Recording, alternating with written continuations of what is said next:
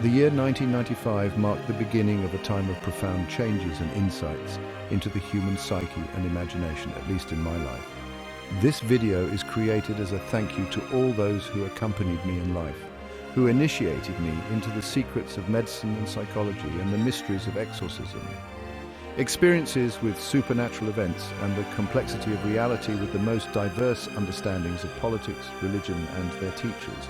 My thanks especially to a woman who accompanied and challenged me for almost 10 years to understand the most diverse interests of marriage, and a message for her daughter, Victoria, who received a book from the monastery in Switzerland for her 18th birthday. A story that should bear witness to faith and the fact that one is heard. Also a video for soldiers and a police officer who learned in the Grossharden clinic that he is healed.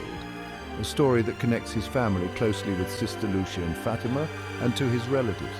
May he also bear witness.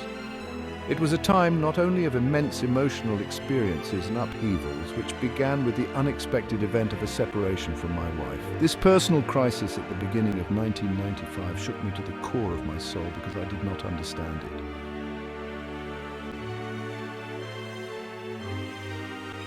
While I was struggling with the pain of this separation, sometime later another event occurred that was to put my faith to a severe test.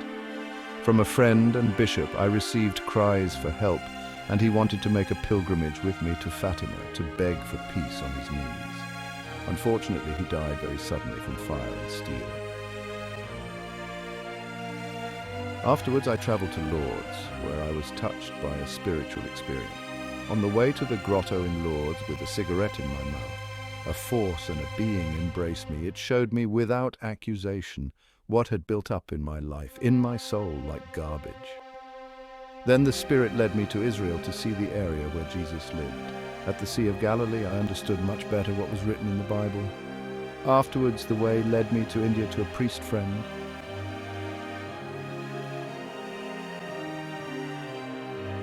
The fragility of life and the power of faith were brought home to me not only there in India, and I was put to the test countless times, often with long dark nights without answer. It was a clear reminder that even in the darkest of times, miracles can happen. This time of intense personal challenges became the catalyst for a profound spiritual journey, with wrong turns to learn that we are to be a temple of the Holy Spirit, as the embrace back then in Lourdes made me feel. It set in motion a series of events that would change the course of my life forever. The pain and uncertainty of this time led me to serve. It was the beginning of a search in which faith, suffering, and miracles intersect.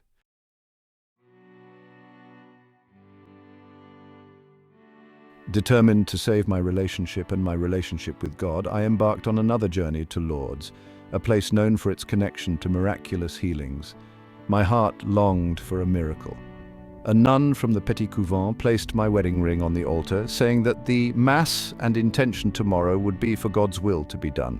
The next morning, I learned that an additional intention was for a nun who had had an accident. She wanted to return home to Brazil. She fell 3 hours earlier at the train station. 3 hours later, during Mass, she died from her injuries.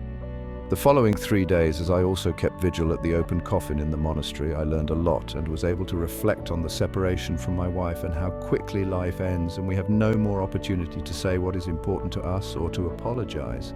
During this turbulent time, I also embarked on a journey to India. India, where a good friend and priest lived, drew me in, where I thought I could find answers. In India, I had a vivid and disturbing dream at the mission station. In this dream, I saw a woman who was about to take her own life. A force which I recognized as Jesus drew me to a cross. Jesus pointed to this woman who needed help and was dying. That's how I saw it. I felt compelled to pray for this woman, to stand up for her. I woke up from the dream with a deep sense of urgency. The woman's face, etched in my memory, haunted me. I spent the rest of the night in prayer, seeking guidance and understanding. After returning to Europe, I discovered the devastating truth behind my dream. I thought the woman in the dream was my grandmother who was dying. This woman was close to death. When I returned from India, I saw that it was my wife, very aged, and she told me that she wanted to commit suicide that night because the man she had the child with left her when she was pregnant and said inappropriate things to her.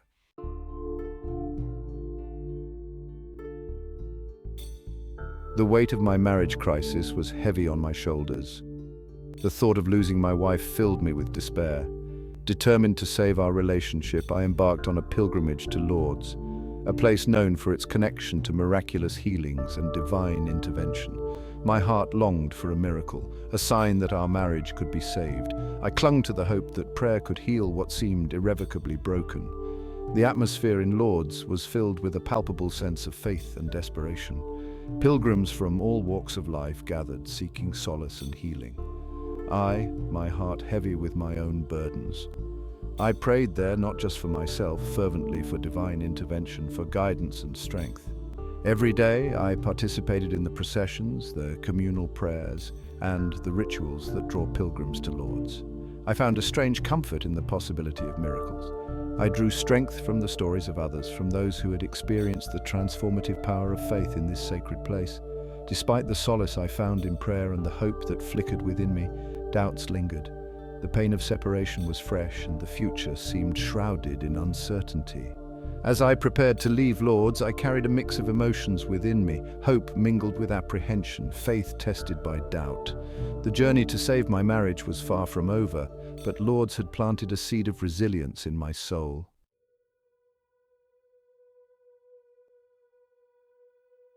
In India, I had conversations with my friend, a priest, and found distraction through the renovation of his parish house.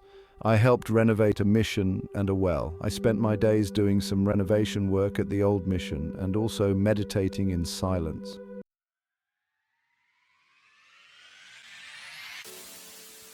After I came back to Europe, I read a book about Fatima, and I found something that helps to receive or ask for God's grace through Mary, the mother of Jesus. I was confronted with a series of amazing events that strengthened my belief in the power of divine intervention. It was as if heaven had opened up and poured out its blessings on the people around me. A member of my own family, who suffered 3 strokes within a year, miraculously recovered overnight, contrary to the emergency doctor's statement that my grandmother would not survive the night. This statement came up again and again every time a stroke occurred. Her 3 recoveries were quick and complete within 12 hours and defied any medical explanation. A little secret about that: I asked heaven and God, or Mary, the mother of Jesus, or her son, to let Grandma live. I needed her for our daily rosary together. I was still very weak in prayer or faith at that time.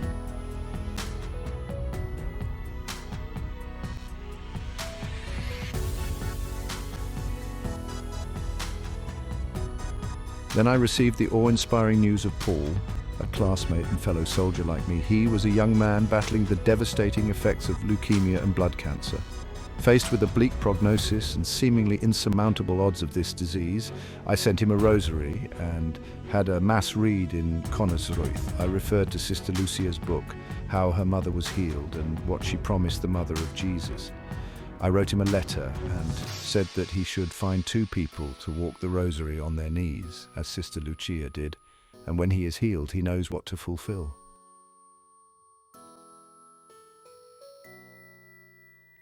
Paul's family, their hearts filled with the desperate hope of a miracle. Within a week, Paul's health improved dramatically. His doctors, stunned by the sudden and inexplicable turnaround, declared him cancer-free. It was a testament to the extraordinary power of faith and the boundless mercy of a loving God. The wife of a close friend who was battling kidney failure received the gift of life through a successful transplant. Her new kidney, a symbol of hope and renewal, came from an unexpected donor, a testament to the interconnectedness of life and the mysterious ways of God. It was a powerful reminder that even in the face of seemingly insurmountable challenges, miracles can happen.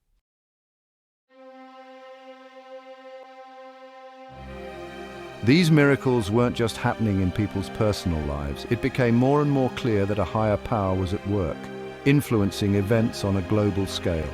2 Christians who were wrongly imprisoned in the Middle East were miraculously released from captivity. Here too, we made a vow to walk the rosary 9 times on our knees if heaven heard this request. Their release, achieved through a combination of diplomatic efforts and, I firmly believe, divine intervention, was a beacon of hope in a region often marked by conflict and oppression. In a region on the brink of war, an attack on a basilica with destructive effect was thwarted to such an extent that no one was harmed. The The basilica, a place of worship and refuge, remained a symbol of peace and God's unwavering protection for the Christians there. It was an impressive testament to the power of prayer, especially of Carmel in Coimbra with Sister Lucia, to avert disaster and promote peace. I also received news of a foiled assassination attempt in a courtroom on a Christian defendant. The assassin's gun jammed after the first shot. The first shot only pierced the defendant's robe, and no one was hurt. We also owe this to the prayer not only of Carmel in Coimbra with Lucia. It was as if an invisible shield surrounded the intended victim, protecting them from harm.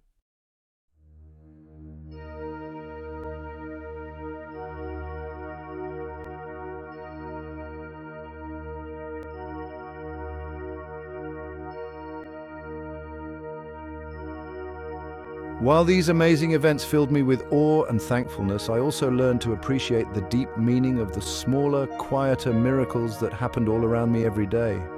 The unexpected kindness of a stranger, a moment of lucky chance, a sudden wave of peace that washed over me in a moment of anxiety. These seemingly insignificant events were reminders that God's presence touches every part of our lives. These smaller miracles, which are often overlooked in the hustle and bustle of everyday life, became like precious jewels scattered along my path. Each one served as a reminder to have an attitude of gratitude, to find joy in the present moment, and to trust in a plan that is much bigger than my own. The combined effect of these experiences, both big and seemingly small, was life-changing. They deepened my faith, ignited within me a passion to share a message of hope, and fueled my desire to be an instrument of God's grace in the world. I felt called to live a life of service to others, to dedicate myself to spreading the message of faith, love, and the miraculous power of prayer.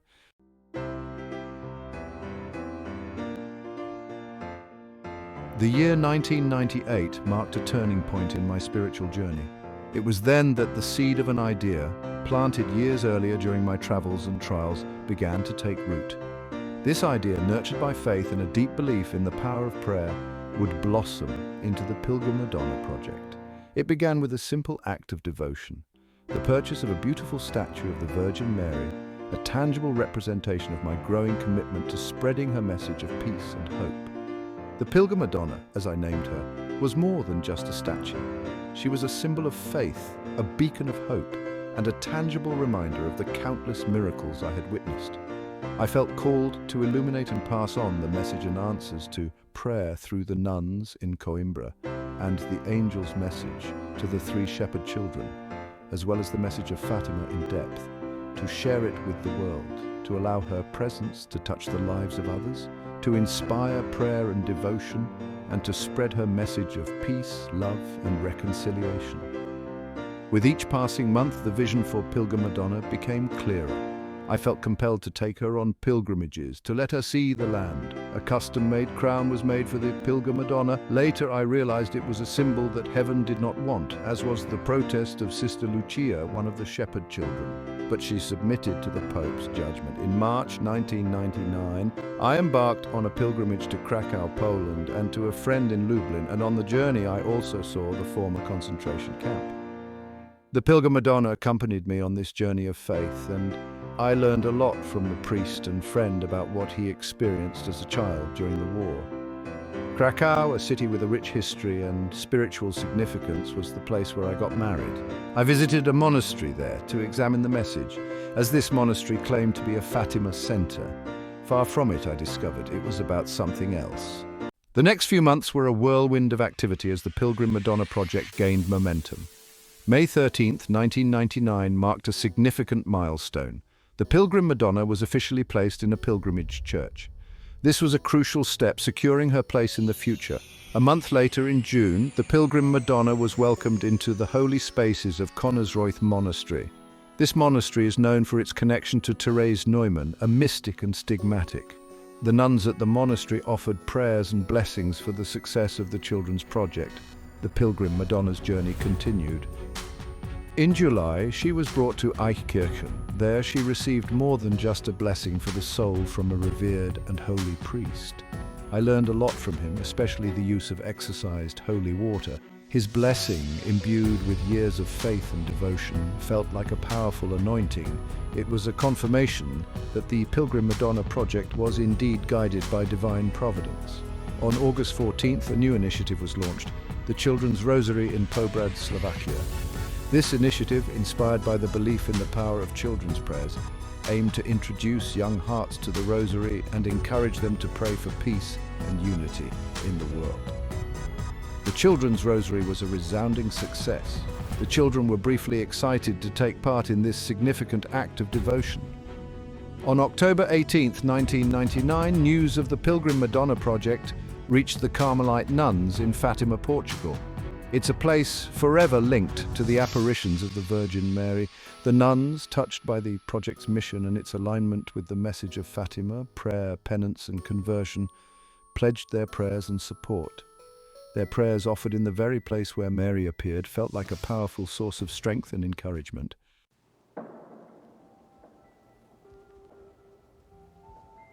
As the year 2000 began, there was a renewed sense of purpose. It made us want to share the Pilgrim Madonna's message of hope and prayer even more. On November 6, 1999, the Children's Rosary found a new home in Ukraine. Father Joseph, a priest known for his work with young people, welcomed the project. He saw how powerful prayer could be in a child's life. The next year, in February of 2000, I went on a pilgrimage to Rome, the heart of the Catholic Church. Rome, with its ancient churches, catacombs, and the Pope, was a deeply spiritual place for me. A friend from school shared with the Pope an idea about the project. The Holy Father responded in hopes for many to participate or report about it. After the year 2000, we received this letter with the papal blessing. After that, I traveled with a professor to the island of Patmos, to the monastery of St. John. I was able to meditate in the place where John wrote down the book of Revelation. It was more than interesting and opened my eyes to the depth of the place and the apocalypse. I felt called to bring the Pilgrim Madonna to this holy place, to ask for blessings for the project. I also wanted to connect with others who shared the same passion for spreading the message of faith and prayer. My travels continued throughout the year. Each trip was driven by the desire to expand the circle of prayer and share the Pilgrim Madonna's message with as many people as possible. In March of 2000, I returned to Rome, drawn back by its spiritual energy and the feeling of connection I found there. July brought a remarkable gift. I received a set of rosaries that had been blessed in Fatima, Portugal. This was the place where the Virgin Mary appeared to 3 shepherd children in 1917. These rosaries, filled with the prayers and blessings of countless pilgrims, would become precious tools for spreading the message of Fatima. On August 10, 1999, I donated money to buy flowers for the shrine in Fatima. To my surprise, the donation was used to help orphans instead. At the time, I didn't understand this decision. But when I saw the place of the apparition from 1917 and the countless also wilting flowers, I understood the deep wisdom behind it.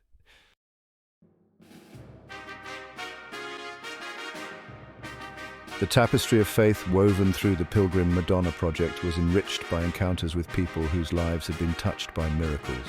On March 25, 2000, I embarked on a pilgrimage to Mugnano, Italy, the final resting place of St. Philomena, a young martyr whose intercession was credited with countless miracles. In August of 2000, I received a letter from Bishop Etheridge from Australia expressing his heartfelt support for the Pilgrim Madonna project. Bishop Etheridge, known for his deep faith and commitment to spreading the gospel, offered his prayers and blessings for the project's continued success. His letter, filled with words of encouragement and spiritual guidance, served as a source of inspiration and affirmation. The design of his cross was then incorporated into the Rosary project.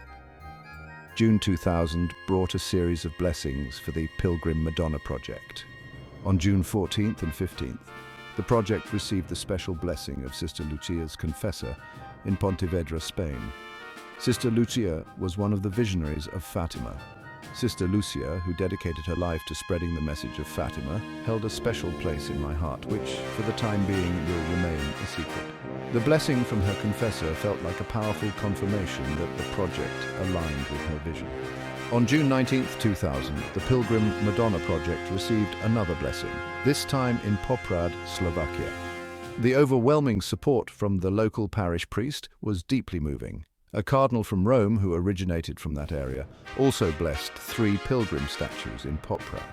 Just 3 days later, on June 22nd, the Children's Rosary was launched in Gradno, Ukraine, further expanding the reach of this beautiful prayer initiative.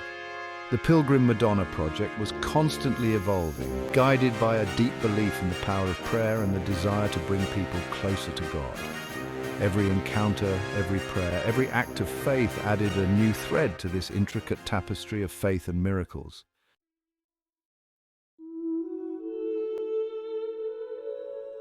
As I look back on this incredible journey that began in 1999, a journey marked by both deep personal challenges and amazing miracles, I'm filled with a deep sense of gratitude and wonder.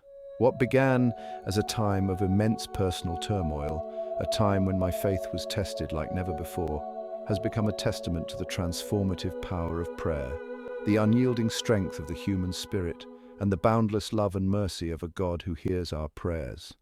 The miles traveled, the prayers whispered, the countless encounters with people whose lives have been touched by the Pilgrim Madonna project. These are the threads that form the intricate tapestry of this journey of faith. Each thread, imbued with hope, resilience, and belief in the power of divine intervention, tells a story of rediscovered faith, of changed lives, and of a world yearning for peace, healing, and reconciliation. From the miraculous survival of a child to the healing of the sick, from the release of prisoners to the prevention of violence and war, the evidence of God's presence and His unwavering love for humanity have been woven into the very fabric of this journey. These miracles, whether grand or seemingly insignificant, serve as constant reminders that we are not alone in our struggles, that even in the darkest of times, a spark of hope remains, and that with faith, all things are possible.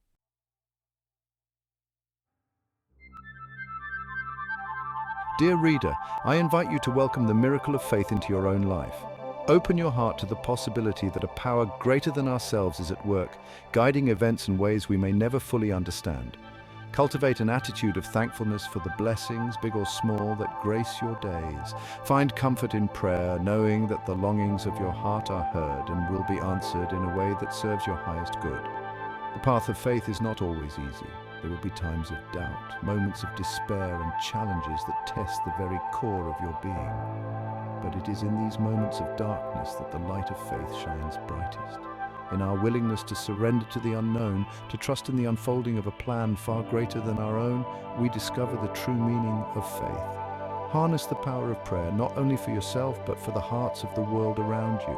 Pray for peace of heart, for healing, for justice, for those who are suffering, and for the governments that seek to guide nations. Your prayers, united with the prayers, the real deep ones, of countless others, create a powerful force for good in the world of hearts. A force that can transform hearts, heal divisions, and usher in an era of peace and understanding. Let God into your heart. Remember that even the smallest act of faith, a simple prayer whispered from the heart, can have a ripple effect that extends far beyond our limited human perception. Never underestimate the power of your own faith to change the world. Embrace the miracle of faith and watch in awe as your life and the lives of those around you are transformed. Be the heart and mind that removes the thorns surrounding the heart of the Mother of Jesus.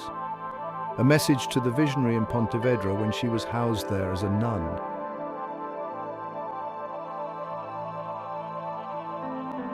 There the child Jesus and his mother appeared to this nun, the former shepherdess of Fatima. There Jesus asked to remove the thorns that hurt his mother and shepherdess and spread her wish not to offend God anymore, who has already been offended too much and continues to be offended in Europe.